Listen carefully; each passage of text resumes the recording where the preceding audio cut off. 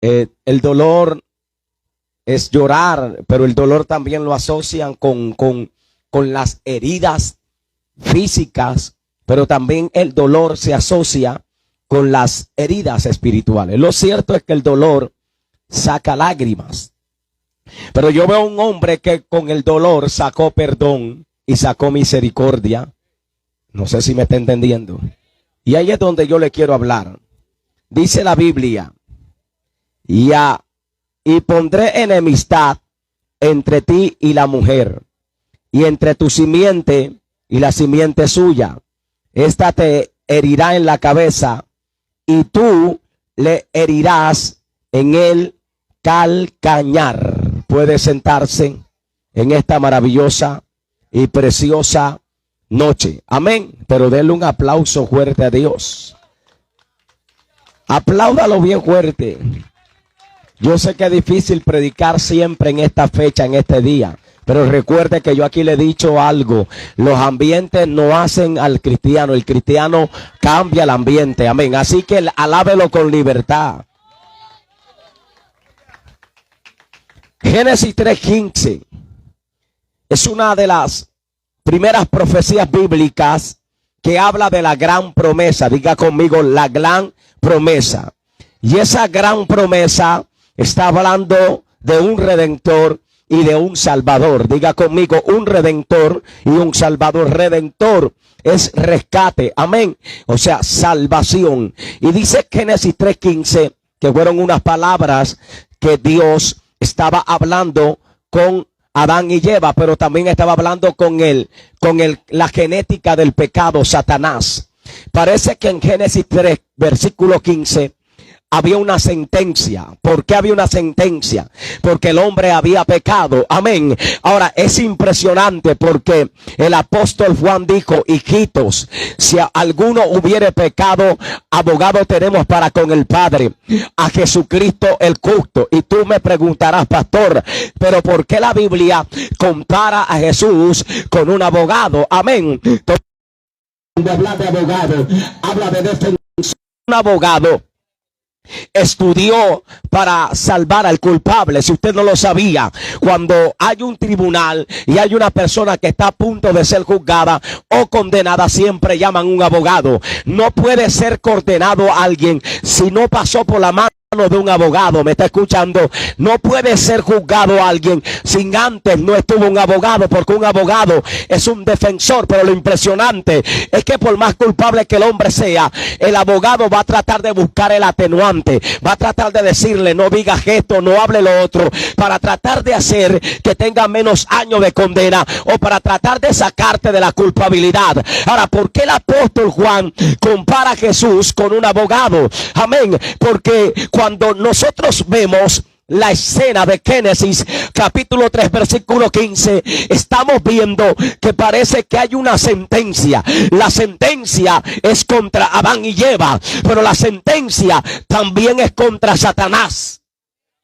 La diferencia es que para Adán y para Eva aparece un abogado, para Satanás no, hay una condena para él. No sé si me está entendiendo, pero eso me hizo entender a mí que hay un enemigo que ya está derrotado, que está condenado. Pero para ti y para mí hay esperanza, hay esperanza, hay esperanza, hay esperanza. Y en Génesis 3:15 hay una sentencia. Pero escúcheme, sería ilógico, sería injusto que en una sentencia no aparezca alguien como abogado para traer un atenuante, para traer una salvación. Sería injusto. Entonces, por eso le digo que Génesis 3:15 es una de las primeras profecías de Dios donde Él está hablando de redención. Porque la redención no vino por causa del pecado. La redención ya estaba. Jesús es la redención. Eso lo habla el Evangelio de Juan capítulo 1 versículo 1.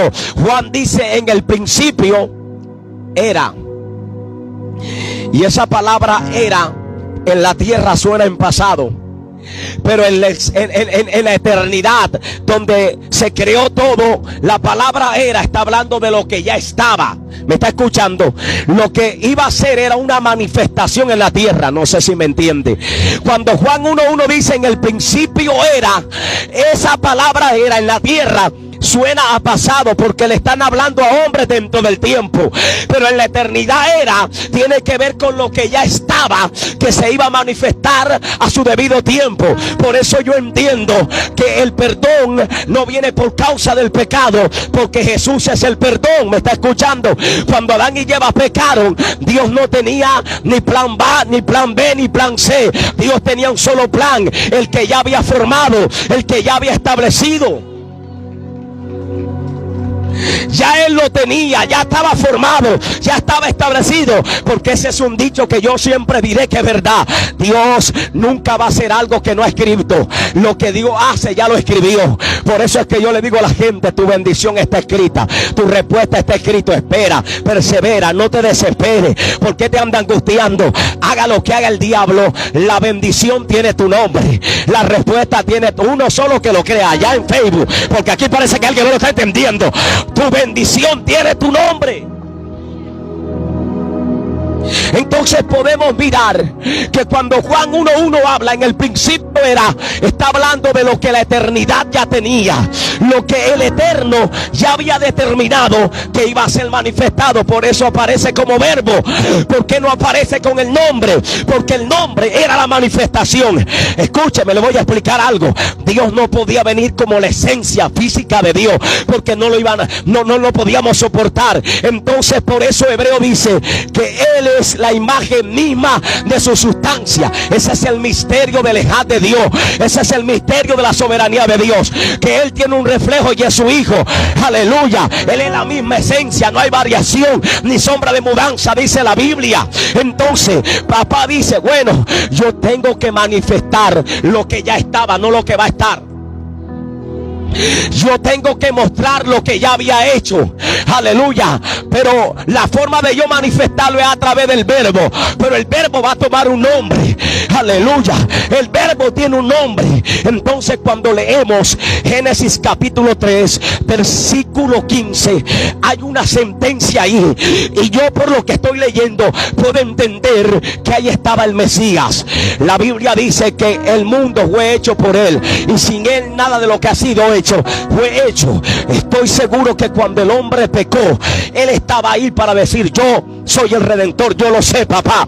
Antes de que ellos pecaran, ya yo estaba preparado. No sé si alguien me entiende. Antes de que ellos pecaran, yo estaba preparado para eso. No, imagínese usted, no crea que Dios la cabeza y dijo: se acabó, se dañó todo. Dios no le llamó fracaso a eso. Dios le llamó redención. No sé si me estás entendiendo. Ahí aprendí algo. No hay pecado grande que no pueda ser perdonado por el amor de Dios. Por eso es que la derrota no es la caída. La derrota es no quererte levantar. ¿Tú sabes por qué? Porque cuando hay caída y derrota, yo levanto mi mano y miro algo.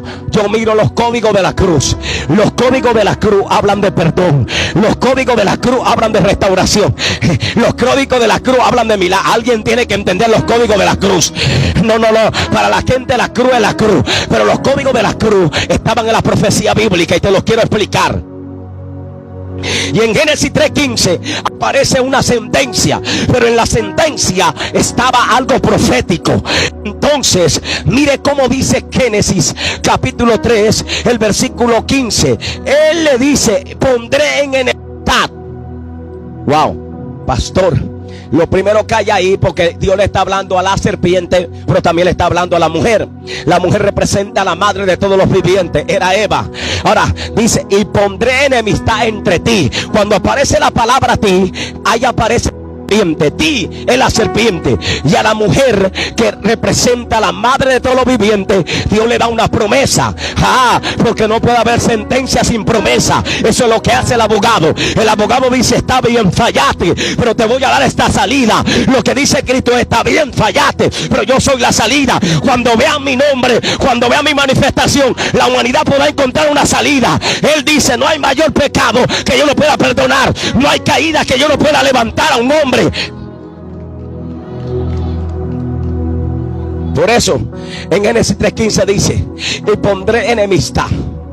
O sea, yo dije: wow, aquí esto es impresionante, porque la tercera palabra que aparece, aparte de ti, mujer, enemistad, la cuarta palabra que aparece es la palabra Simiente. Diga conmigo, simiente. Cuando hablamos de simiente, la palabra simiente viene de la palabra griega semen, así. Cuando la ciencia médica le da el nombre de semen, es porque ellos saben que ahí viene la simiente.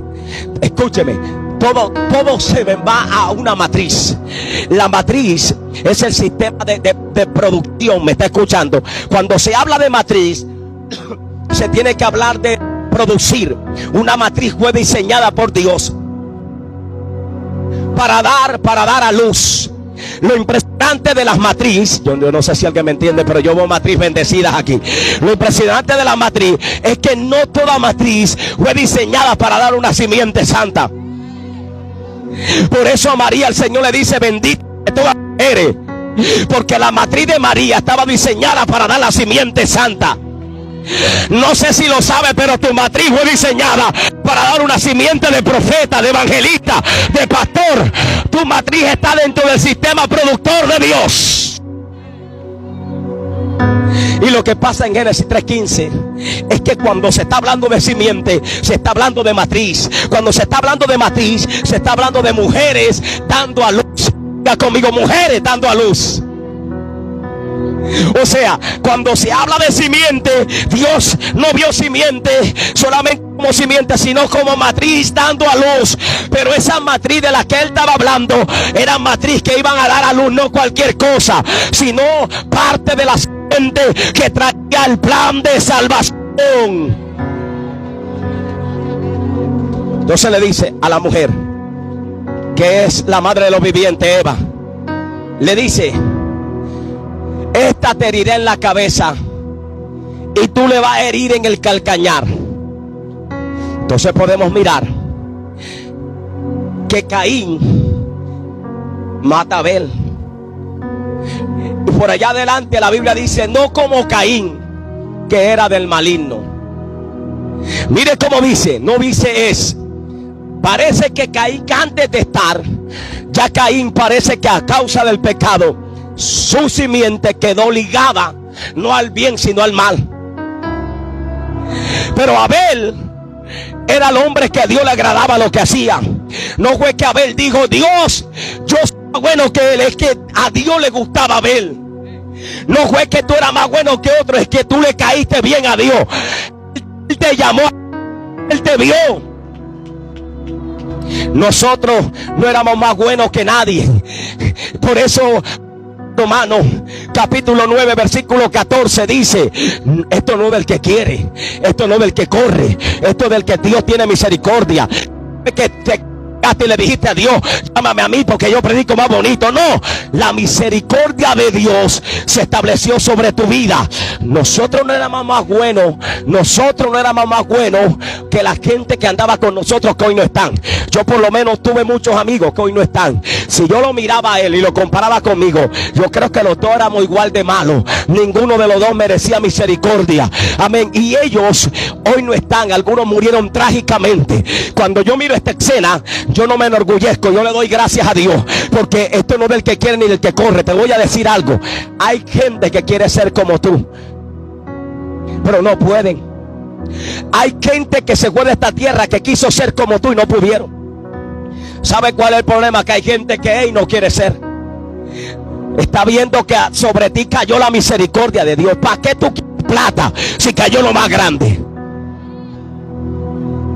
Entonces podemos mirar en la Biblia o en la escritura que cuando está hablando de simiente, está hablando de generación. Y a Eva Dios le está estableciendo que va a venir un sustituto. Aunque mataron a Abel,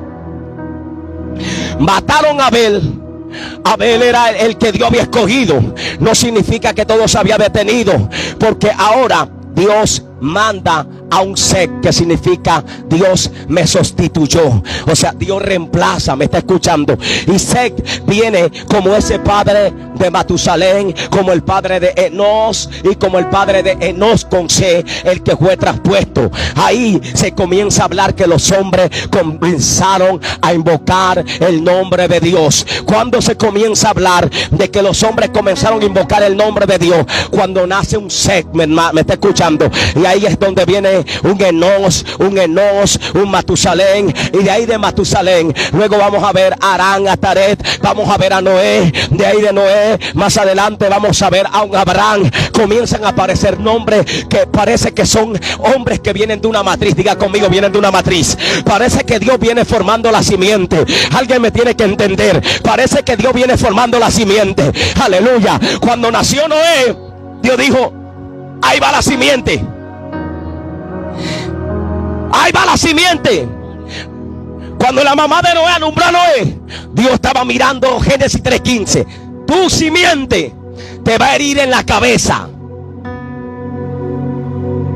Cuando nace Noé, parece que se da un break ahí y se hace un paréntesis, porque comenzó a ocurrir algo. Si los hijos de Set, que representaban la generación de Dios, por eso dice: y caminó Enoc con Dios y fue traspuesto, porque era una generación que venía en comunión con Dios, pero de repente parece que algo se corrompió. ¿Y qué pasó? ¿Qué aconteció, pastor? Explíqueme, pastor, ¿qué pasó? Parece que había una generación de Caín. Hay una teología por ahí que dice que fue que los ángeles se acostaron, aleluya, con las hijas de los hombres. No, eso es antibíblico, eso no se puede. Pero hay una explicación, mi amado hermano, y yo se la quiero dar. La Biblia dice que cuando Caín pecó, Dios le coloca una marca y él dijo: yo voy a andar errante. Si usted analiza el término errante, yo voy a andar caminando. Ahora, es probable que Caín anduvo errante, pero de repente de las hijas de Set, aleluya, se enamoró alguien de Caín, y Caín estuvo con ella. En aquel tiempo estaban entre familia, era permitido, me está escuchando, y entonces ahí comenzaron a nacer la familia de Caín. Pero parece que la genética simiente se comenzó a mezclar y se comenzó a contaminar. Científicamente está determinado que cada 3 o 4 generaciones se desfigura la genética. La genética la descubrieron en la década del 60. Cuando hablan de genética, hablan de la transmisión, me está escuchando, que es la transmisión. En la Biblia se practicaba cuando el viejito Jacob comenzó a decirle a Rubén: Rubén, tú no vas a ser el primogénito. Cuando el viejito Jacob comenzó a decretar, no solo estaba hablando a hombre, él estaba hablando a la genética. Él estaba traspasando bendición a la genética. Él estaba traspasando bendición a la simiente. Por eso tu boca tiene que ser impartidora de bendición a tu genética, a tu simiente. Tú no te puedes levantar y maldecir a tus hijos. No lo ates, porque eso tiene poder. Yo lo leo en la Biblia. Yo me doy cuenta que cuando José trajo a Manasés y a Efraín, los trajo, y ¿sabes qué hizo el viejito Jacob? Le dijo: no, mire. Entonces llegó el tiempo de bendecirlo. La cultura hebrea decía que la bendición era del mayor. Eso decía la cultura hebrea. Pero entonces el viejito Jacob cambia. La mano derecha era para Manasés, según la cultura de la tierra. Pero el viejito Jacob no coloca la mano, cambia la mano. Él dirige la mano como Dios le dice, y coloca la mano derecha sobre. Y José se molesta, porque José sabe el poder de la impartición. José sabe la transmisión de la bendición a través de la palabra de un hombre de Dios. José sabe eso, me está escuchando. Entonces José dice: papá, así no se hace. Y él le dice: yo lo sé. Él va a ser de Efraín significa multitud de naciones gentiles, porque Efraín estaba representando la gracia de Dios en el pueblo que no era llamado pueblo. Alguien alaba a Dios.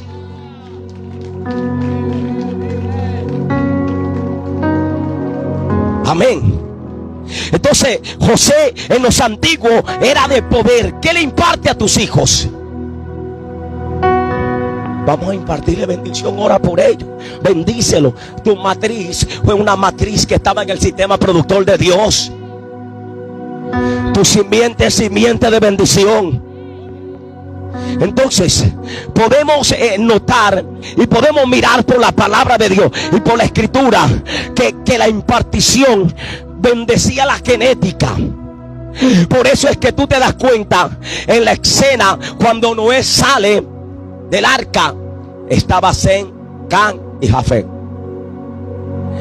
Sem, Cam y Jafet, todos vienen del mismo árbol. Pero hay una genética que Dios escogió.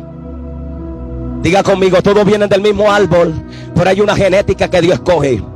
Resulta que cuando Noé salió del arca, ahí va la simiente del pecado. Tú me vas a decir, pastor, murieron los hijos de Caín, los que andaban, pero la simiente estaba desfigurada ya. Ahora tú me vas a preguntar, pastor, ¿y por qué hay gente china, negra, blanca? Hay gente morena, alta. ¿Por qué había gigantes en aquella época? Bueno, con la desfiguración de la genética vinieron los cambios. Ya científicamente se sabe que la genética es la que traspasa los rangos. Cuando hay dos cromosomas iguales, hay desfiguración de genética. ¿Me está escuchando? Es A y B para que algo funcione. Cuando es A y A, algún problema puede haber. Los ojos pueden salir gris, los ojos pueden salir negros, los ojos pueden salir verdes, la piel cambia, me está escuchando, cambia el pigmento. Eso se llama genética. La genética es la que trae la formación. Entonces, con el cambio de la genética, entonces unos hombres comenzaron a salir más gigantes. Ese gigante estuvo con una mujer que podía ser pequeña, pero él le transmitió ya la desfiguración genética del gigantismo, y a esa mujer le nació otro gigante, y ahí se comenzaron a regar las razas, las tallas, las estaturas. A algunos le cambió el pigmento de la piel y la piel salió más negra, más colorada. Y ese hombre un día estuvo con una mujer, y cuando estuvo con una mujer, de repente él dio otro hijo, porque ya va la desfiguración de la genética ahí, y salió otro muchacho moreno. Lo digo con todo el respeto, me está escuchando. Ahí comienzan a salir los colores, la raza. En la torre de Babel, Dios lo que hace es confundir las lenguas. ¿Me está escuchando? Y comenzaron a hablar diferentes lenguas, y cada gente buscó al que hablaba con su lengua. ¿Me está escuchando? Entonces, pero lo que pasa cuando Noé sale del arca es que Canaán se burla de su padre, de lo desnudo. Diga, el poder de la impartición en la genética. Y lo que hace el viejito Noé en el mundo espiritual es que esa genética de Can le dice que Can, tú vas a ser ¿qué? Maldito. Así le dice. Lo maldice. Can se convierte en Canaán. A Jafé le suelta una palabra de bendición, pero a Sem, la genética de Sem era la simiente santa. A Sem le habla de bendiciones, y de Sem es de donde vienen los lomos de Taré, de Arán, de Abraham. Es de Sem. El nombre de Sem significa, aleluya, semitas. Por eso el primer nombre que recibieron los israelitas fue los semitas. Ahora, Sem, por ahí arriba da un hijo llamado Haber. El nombre Haber significa los que pasan al otro lado. De ahí viene el nombre de Hebreos, porque Hebreo significa los que pasan al otro lado. ¿Me está escuchando? Dios venía formando la simiente. Dios venía trayendo la simiente. Dios venía preparando la simiente. Era en Sem, no era en Can, no era en Jafé, era en Sem. ¿Me está escuchando? Entonces tú te das cuenta que Dios va apartando, no va rechazando, va apartando. Dios va escogiendo. Cuando viene Abraham un día busca esposa, y entonces nace un Ismael, pero no era Ismael. Dios dice, no está bien, Ismael, tú vas a ser una gran nación, aleluya, pero tú no eres Ismael. ¿Me está escuchando? Entonces cuando nace Isaac es la simiente de Génesis 3:15. Isaac es la simiente de Génesis 3:15. Luego Dios busca esposa para Isaac, aleluya. Isaac, aleluya, luego da luz un Jacob y un Esaú. ¿Me está escuchando? Pero el que nace primero, según la tierra, según la cultura de la tierra, la bendición se establecía sobre Esaú, no sobre Jacob. Pero parece que desde el comienzo Dios había cambiado eso, porque el mayor era Caín, pero la bendición estaba sobre Abel. Porque yo aprendí un principio aquí, es que la bendición está sobre los menores, no sobre los mayores. ¿Por qué, pastor? Explícame eso. La palabra menor significa servir, humillación. Tú no sabes que el que se humilla será exaltado. Eso es lo que estaba representando. ¿Por qué? En la Biblia yo encuentro que siempre Dios prefería el menor, porque lo que él me estaba enseñando desde el principio espiritual es que la bendición siempre se establece sobre el menor. Menor es servir, menor es entregarse, menor es estar humillado. Entonces la bendición cae sobre Jacob. El gran poder que hay en servir, el gran poder que hay en estar humillado. La bendición cae sobre Jacob, y de Jacob nace el nombre de Israel. Jacob lucha con el ángel y le dice: no te llamará más engañador ni suplantador, sino Israel. Ahí nace la nación. De Israel nacen 12. Esos 12 se conocen como Rubén, Gad, Neftalí, Isaacar, Zabulón, Dan, Judá. Y esos 12, de esos 12 hay 2. Uno es Levit. Levit representaba el sacerdocio de la tierra. Levit era el sacerdocio de la tierra. Lo que hacía Levit era cumplir una sombra del verdadero sacerdocio. Levit era Aarón, Moisés. Ellos sirvieron, pero ellos eran solo una sombra. El problema del sacerdocio de Levit es que fue imperfecto, cometió errores. El sacerdocio de Levit no pudo traer la redención en las ofrendas. No sé si me estás escuchando.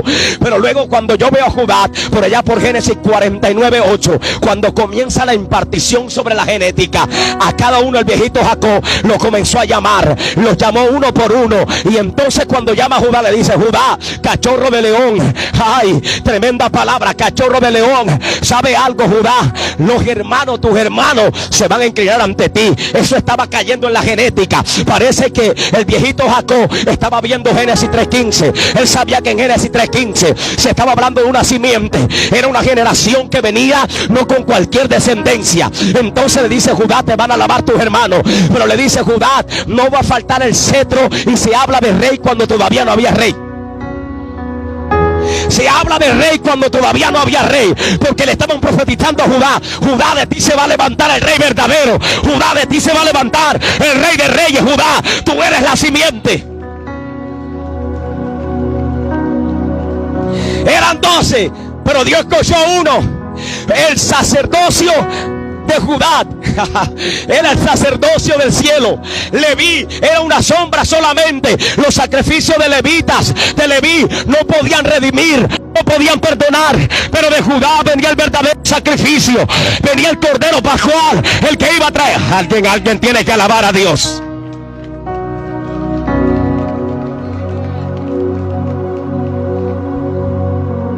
Judá, cuando Dios ve a Judá, le dice: aquí donde yo quería llegar. Esta es la simiente.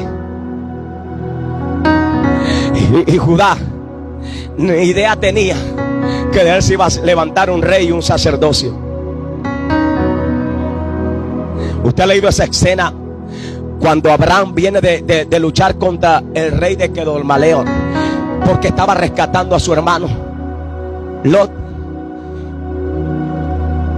Pero con lo que Abraham se encuentra, para usted parece sencillo, pero con lo que Abraham se encuentra es una sobrenaturalidad.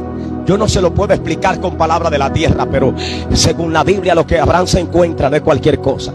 Porque a Abraham le sale el encuentro Melquisedec, rey de Salem.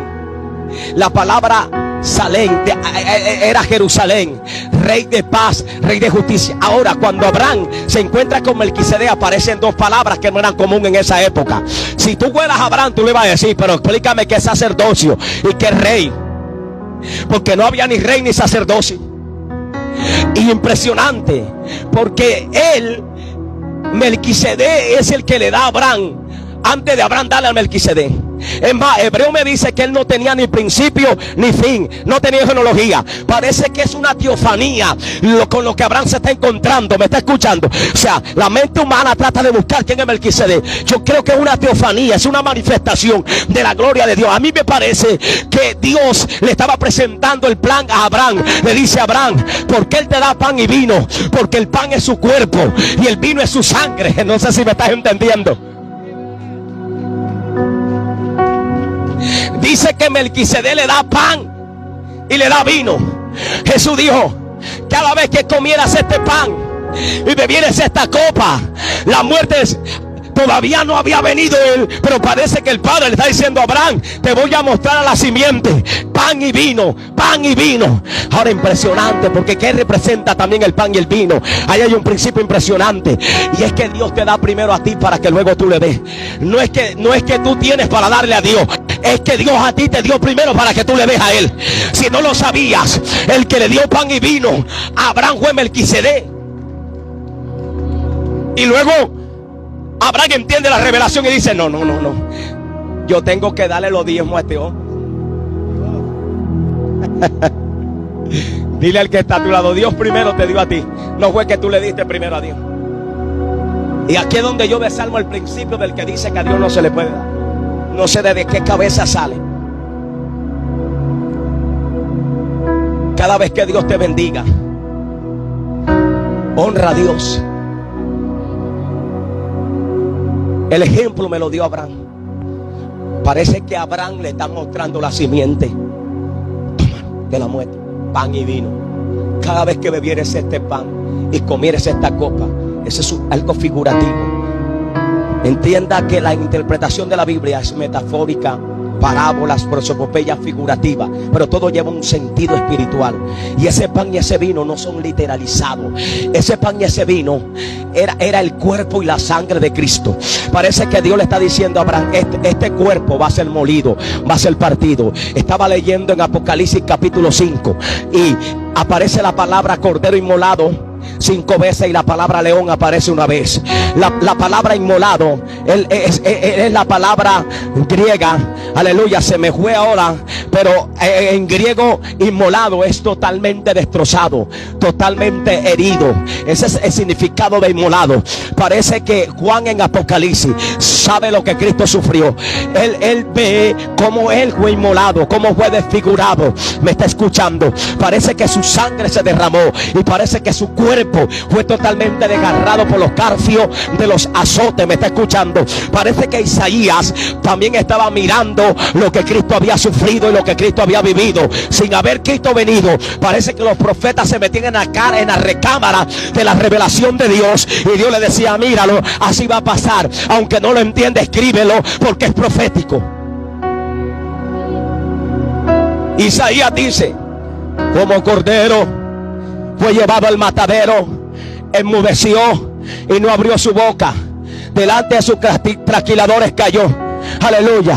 Isaías 55 verso 5 dice, herido fue nuestras rebeliones, molidos por nuestros pecados. Y quiero adelantarme un poco porque sé que si profundizo no terminamos hoy. Quiero centrarme en la palabra herida, porque el patrón o el código de la cruz hablaba de herida. Pero tú me vas a preguntar, pastor, la Biblia no dice en ningún lugar que él iba a morir en la cruz. La pregunta es, ¿por qué Dios se reservó la palabra cruz? No fue que los romanos los colocaron en una cruz porque ellos quisieron inventar. La pregunta es, ¿por qué la Biblia dice que iba a ser molido, que su cuerpo iba a ser desgarrado, que iban a traspasar los pies y las manos, que iba a estar deshidratado? ¿Por qué nunca se habló de la cruz? Solamente en Gálatas 3:13 dice, maldito es todo aquel que es colgado en un madero. Parece que el apóstol Pablo toma esa cita de Deuteronomios, que donde habla de que el que era colgado en un madero era como una persona en maldición. Me está escuchando. La pregunta es, ¿por qué nunca la Biblia dice que Jesús iba a morir en una cruz? Bueno, repita conmigo. Todo sacrificio necesitaba un grande altar. Me está escuchando. Los sacerdotes, según el orden de Leví, ofrecían sacrificio en un altar. Y mientras más grande era el sacrificio, más grande era el altar. Me está escuchando. Pero el problema de esos sacrificios es que no se llevaban el pecado, solo lo cubrían. Me está escuchando. Ahora viene un sacerdote, el sacerdote eterno, el sacerdote verdadero. A través de la simiente de Judá viene ese sacerdote. Ahora, ¿por qué la Biblia nunca habló de la cruz? Pero si hablo de molido, de por su llaga hemos sido curados. Porque Dios parece que dice, si hay una manera de confrontar el mal, tiene que ser en un grande lugar. Y el grande lugar era la cruz. Wow, ahí encuentro los códigos de la cruz. Si tiene que haber un grande lugar para destronar el mal, en la cruz. Me está escuchando.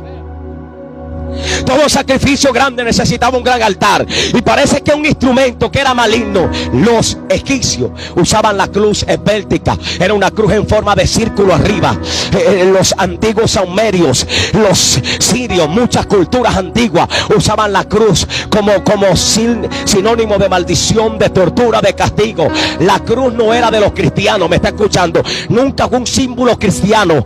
Los romanos adoptaron esta este método de tortura de la cruz. Para los romanos, la cruz era sinónimo de rebeldía, de rebelión, de maldición, de pecador. Nadie quería estar en la posición de la cruz. Ningún hombre quería estar ahí. Por eso es que antes de Jesús ser muerto, había un hombre llamado Barrabás. Era celote. Los celotes eran revolucionarios. Claro que un celote se merecía la cruz, no un cordero, pero la profecía decía que era el cordero. Lo que me da a entender es que él toma la posición para colocarse por nosotros. Me está escuchando.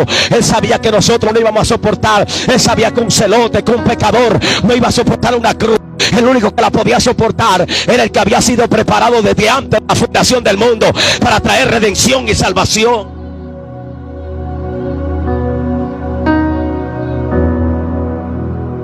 Y Jesús va al método de tortura más terrible. Pero pastor, herida. Porque los códigos de la cruz, la herida. ¿Por qué te hablo de esto? Porque lo que provoca la herida es dolor. Pero ¿sabes qué aprendí yo? Yo estaba orando por la madrugada y el Señor me dice: ¿tú sabes qué provocó la herida sobre mí? Que yo perdonara. Él dijo: Padre, perdónalo porque no saben lo que hacen. ¿Tú sabes cuál es el problema? Diga, el mensaje de la cruz. Nosotros no hemos entendido muchas veces el mensaje de la cruz. Porque Él en la cruz, que aunque le causaron herida, la herida provocó perdón. La herida provocó amor. ¿Sabe cuál es el problema? ¿Qué está causando la herida sobre tu vida? Cuando nos vamos por allá por Mateo capítulo 5 versículo 41, la Biblia dice: al que te obligue a llevar una milla, Él le dice: llévasela por 2 millas. Al que te quite, déjalo que te lo quite. Pero allá en 5:44 Jesús dice: bendecí a los que os maldicen. Wow, eso es raro, Señor. ¿Cómo así que el que me está maldiciendo yo lo tengo que bendecir? El que habla mal de mí, cuando alguien habla mal de mí me causa heridas. Esa es la herida más grande, cuando tú sabes que alguien es tu amigo y te habla mal de ti. Esas son las heridas que más daño hacen. Ahora, Él me está mostrando que los códigos de la cruz me dicen que las heridas en Él no provocan resentimiento, que las heridas en Él, yo siento a Dios, las heridas en Él provocan que Él perdone. Le dice: Padre, perdónalo porque no saben lo que hacen.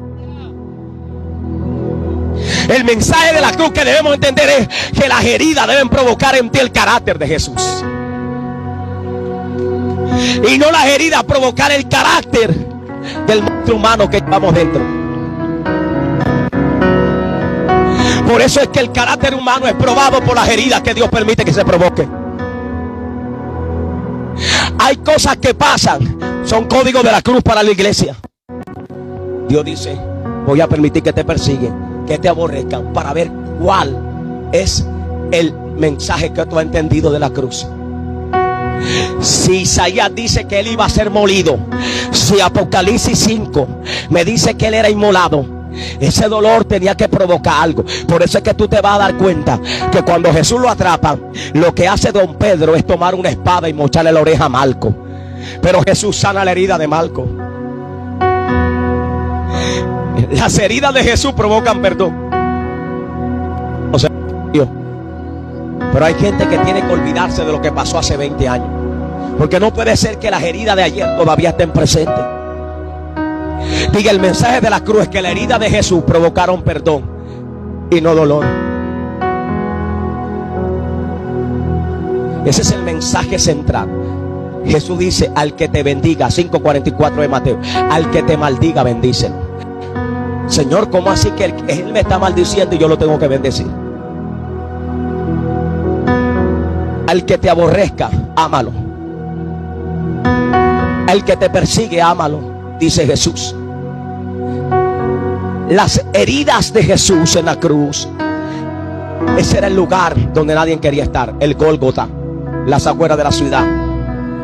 El código de la cruz me dicen que eran las heridas.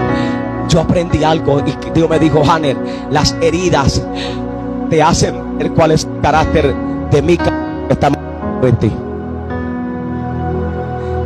Dios va a permitir que te causen heridas para ver cuál es el carácter que tienes, si el del monstruo humano o el de Jesús en tu vida. ¿Por qué le digo el monstruo humano? Porque todo humano llevamos un monstruo por dentro. Cuando coges rabia, cuando no te desconoces, cuando cometes una locura porque te hicieron algo que no te gusta y pierdes la cabeza, y cuando reacciona dice: a todos nos ha pasado A eso le podemos llamar el monstruo humano. Y ese monstruo humano no podrá, aleluya, cambiar si no entendiendo el código de la cruz, las heridas. Porque si las heridas en él provocaron fue que él perdonara, yo tengo que entender que las heridas, aunque me duelan, tienen que provocar que yo bendiga a mi enemigo, que yo ore por mi enemigo. Y él sanó la herida de su enemigo Malco, como yo no voy a sanar las heridas de mi enemigo. Por eso la Biblia decía, la ley dice ojo por ojo, diente por diente.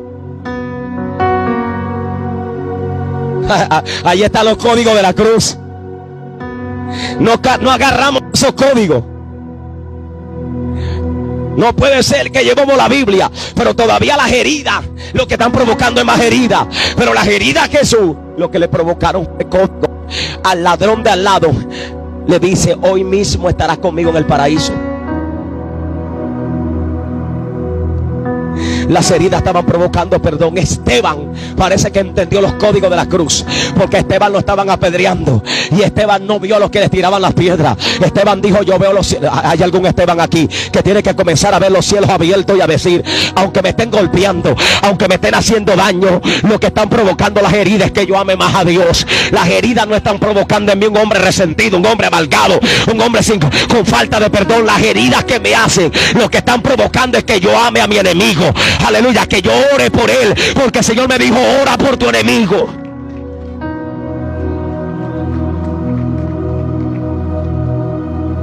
Pero cuando ese monstruo humano a veces sale, porque hay cosas que aparentemente parece que estuvieran sanadas. Y a mí algo me marcó cuando era niño.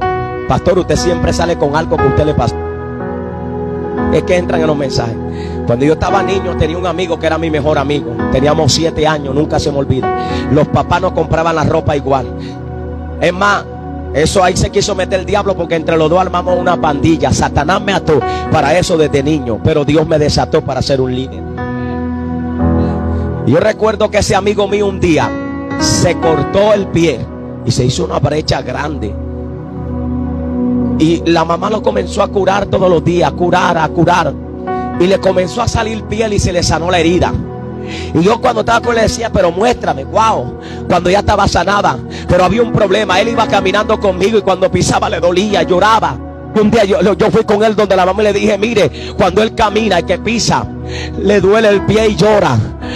Yo recuerdo que en aquellos tiempos no había puesto de salud y había un colegio Fe y Alegría, que era donde venían los doctores gringos de allá, y ahí atendían a los niños y lo llevaron. Yo entré con él, éramos tan amigos que entré con él al consultorio, y yo recuerdo que el doctor le dice, levanta el pie, y le comenzó a meter el dedo donde estaba la herida aparentemente sanada, y mientras se lo metía duro que parecía sana, el muchacho lloraba y decía, me duele. El doctor le dijo, aquí hay un problema, hay que volverle a abrir la herida para que pueda sanar, porque todavía la herida está abierta, porque tiene algo que le está cortando por dentro. Y así a veces que parece que pasa en nuestra vida, parece que la cosa pasó 20 años atrás, pero 20 años después todavía esa herida está ahí, todavía esa herida provoca efecto. ¿Cuándo sale esa herida? Cuando te tocan la parte que no te tienen que tocar, sale inmediatamente. Lo que es pasado es un presente. Parece que la herida, aleluya, para ti no es causa de perdón, sino que la herida está cortando más. ¿Me está escuchando? Pero Jesús no me enseñó así. Las llagas de Cristo, las heridas, por eso dice, tu simiente le herirá. O sea, cuando Dios está viendo la herida, Dios está viendo perdón. Cuando Dios está viendo la herida, Dios no está viendo herida, Dios está viendo redención, Dios está viendo salvación.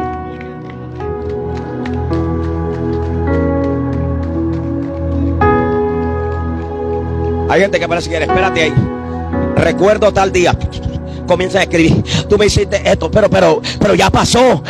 Jesús en la cruz me dijo que las heridas de él no provocaron, que dijo, ¿sabes qué le dijo a Pedro? Pedro, hazme un favor y guarda la espada, Pedro, porque el que mata espada va a morir. ¿Tú no crees que yo puedo orar a mi Padre? Y mi Padre envía 12 legiones. Jesús le está diciendo, el principio es que si yo oro y vienen los ángeles, los matan a ellos, pero yo no voy a la cruz. Y el asunto aquí que le estaba diciendo él es Pedro, es que yo tengo que ir a la cruz. Mi asignación es que yo sea molido. Mi asignación es que yo sea torturado. Esa es la realidad. Su espalda quedó lacerada. Se dice que los garfios arrancaban la carne, que se alcanzaban a ver las vértebras. Jesús estaba en la cruz. Jesús, según el Salmo 22, versículo 7 dice, todos los que me ven menean la cabeza, estiran la boca. De ti se han burlado, ¿verdad? Han hablado mal de ti. A ti no va a pasar. Bueno, mira Jesús, Salmo 22, 7. Le meneaban la cabeza, estiraban la boca. Él no era cualquiera, él era el Rey de Reyes. Por eso la Biblia dice, si en el árbol verde hicieron estas cosas, que no harán en el seco. Yo soy el seco, él es el verde. Si en el verde lo hicieron, ¿cómo no lo van a hacer en mí? Pero las heridas lo que deben provocar en mí es perdón. No que me dañen, no que provoquen que yo soy un mal cristiano.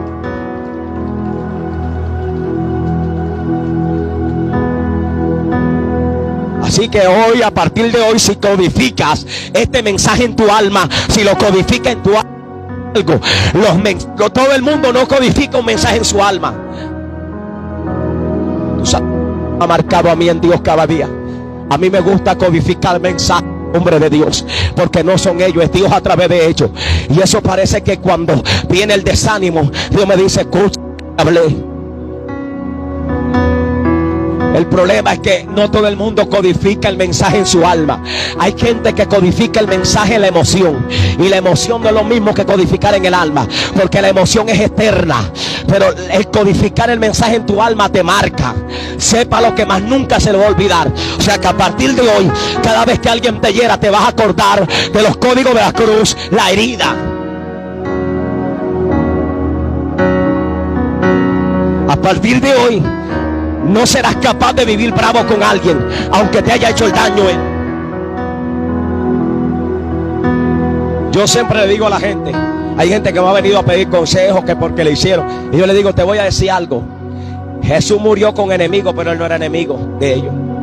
Ellos se hicieron enemigos de Jesús, pero Jesús no era enemigo de ellos. Hay gente que se hace su enemigo, pero tú no eres enemigo de ellos. El problema es que ellos se hacen enemigos tuyos y tú te dejes dañar el corazón y también te vuelves enemigo de ellos. Por eso Jesús dijo, bendice a los que maldicen. Ese es el principio de las heridas. Ese es el código de la cruz.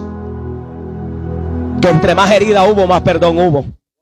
Su vida quedó inmolada, pero él dijo, perdónalos. Y Pedro un día dijo, ¿sabe algo? Yo copio algo de mi maestro. Según la historia, Pedro fue crucificado al revés. Pedro dijo, no me crucifiquen como lo crucificaron a él, crucifíquenme al revés.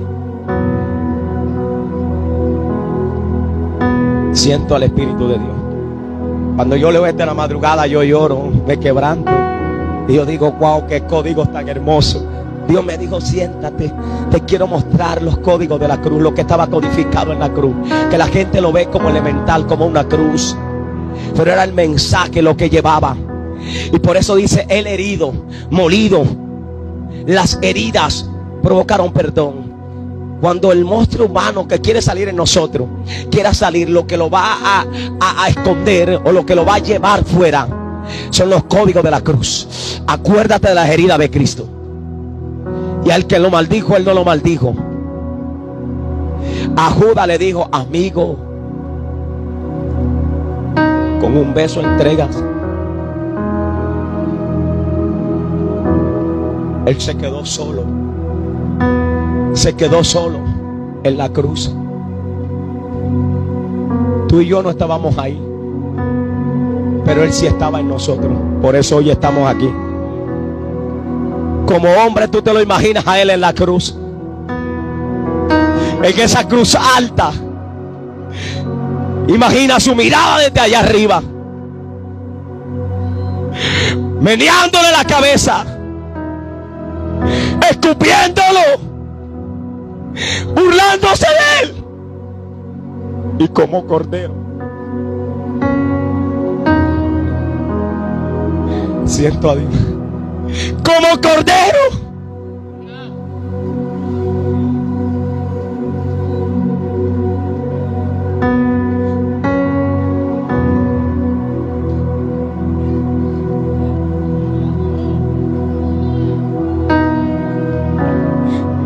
Él es lo más hermoso que hay. La humanidad tiene que entender el mensaje de la cruz.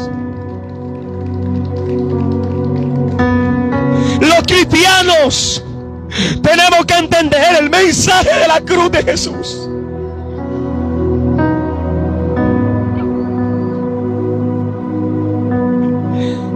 El apóstol Pablo es el hombre de los misterios. Cada vez que habla de misterio le está hablando de códigos que él encontró en Jesús. Por eso él en cierto momento dijo: ¿qué me separará del amor de Cristo? Ni la vida, ni la muerte, ni lo alto, ni lo profundo, ni principado, ni potestades, ni ninguna cosa creada. ¿Cómo te va a faltar del evangelio que te provocaron una herida? ¿Cómo te va a apartar del lugar donde alabas a Dios que alguien no te saludó? Ese no es el mensaje de la cruz. Las heridas deben provocar más amor en tu vida.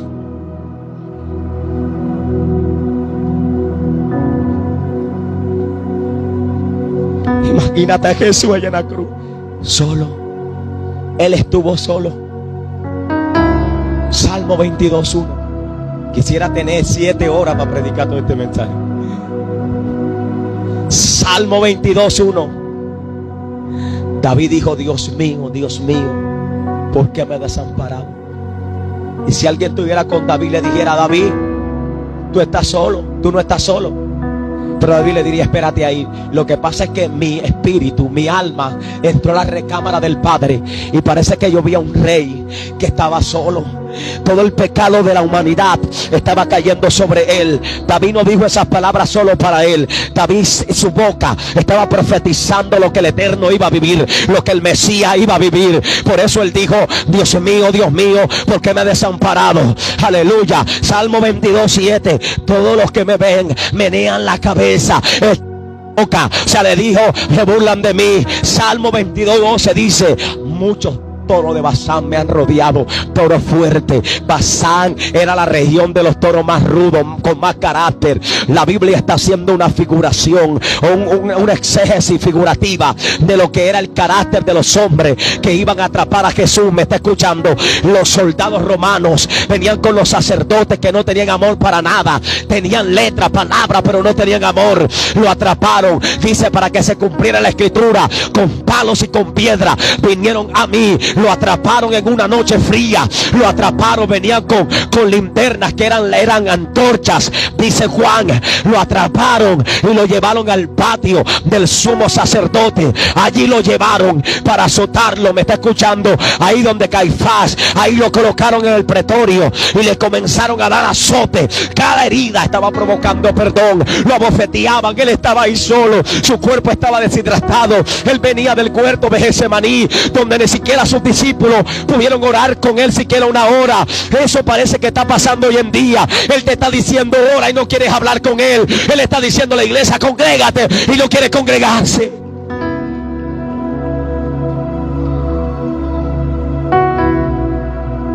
En ese patio estaba él. Siento al Espíritu de Dios aquí.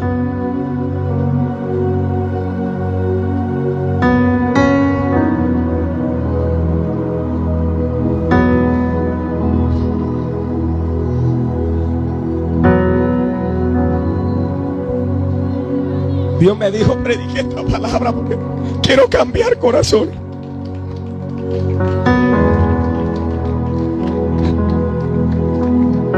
¿Alguien está dispuesto a cambiar?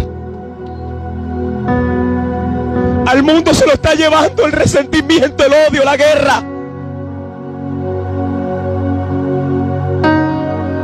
A la gente se le es fácil odiar, pero se le es difícil perdonar. Pero el mensaje de la cruz es: nunca odie, perdona. Eso lo hice en la cruz. Las heridas provocaron que yo perdonara.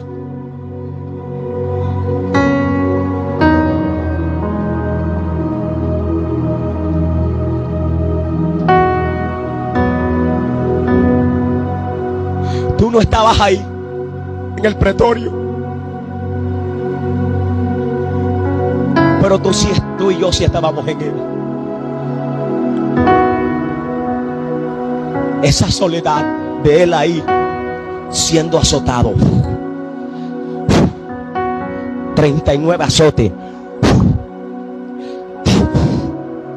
su espalda lacerada, y él callado como cordero fue llevado al matadero.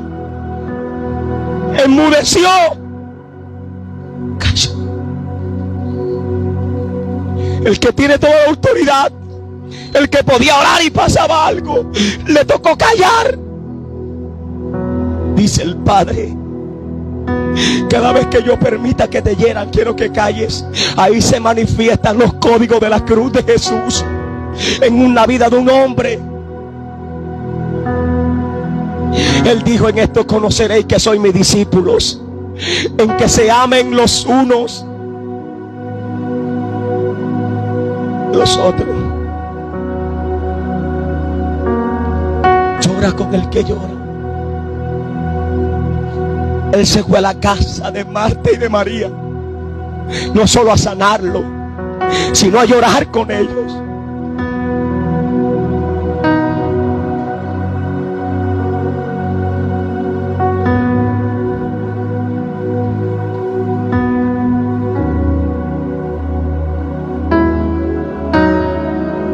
Ese es el mensaje de la cruz. Son los códigos de la cruz. Lo sacaron del patio del sumo sacerdote y lo llevan donde el gobernador Pilato. Pilato era el gobernador. Pilato era el que daba la orden si soltaban a Barrabás o soltaban al Mesías. Yo creo que nosotros estábamos en la posición de Barrabás. Éramos dignos de condenación, pero alguien se puso para salvar la vida de alguien. Fue Jesús. Cuando no éramos dignos, cuando no éramos merecedores, cuando estábamos a punto de morir, Él colocó su vida por amor a nosotros. Por eso estamos en esta noche aquí alabándole y adorándole. Alguien le puede dar gloria a Dios.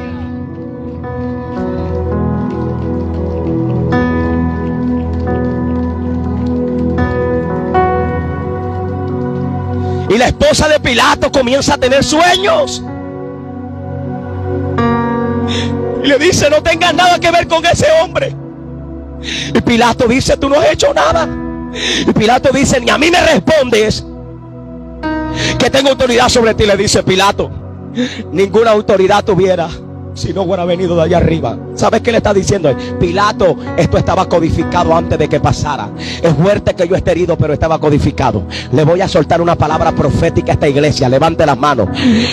Los procesos están codificados para llevarte a donde Dios te tiene que llevar. Por eso Dios me dijo: en los procesos solo calla, solo espera. No importa cuando uno se espera. Los procesos están codificados para llevarte a donde Dios te tiene que llevar. Tranquilo. Estaba codificado que las heridas tenían que venir. Génesis 3:15 dice: Él va a ser herido.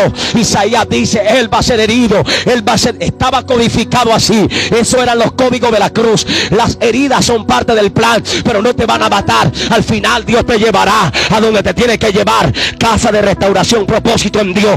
Oye lo que te dice el Espíritu. Las heridas son parte de lo que está codificado. Es necesario que lloremos, es necesario que digamos: no entiendo nada, Padre, pero la victoria está en que las heridas no provocan más heridas. Las heridas provocan el carácter de Jesús. Nosotros provocan perdón, esperar el tiempo de Él.